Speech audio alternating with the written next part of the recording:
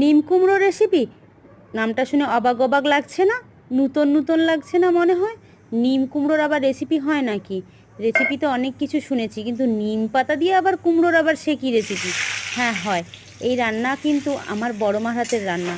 আমরা খেয়ে খুব আনন্দ পেতাম। রবিবার মানেই আমার বড় মার হাতের কিছু না কিছু তেতো। কিন্তু আজ আর বড় মা আমাদের মধ্যে নেই।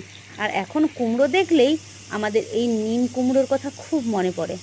আজ বড় মার হাতের এই নিম কুমড়ো আমি তোমাদের সঙ্গে শেয়ার করলাম।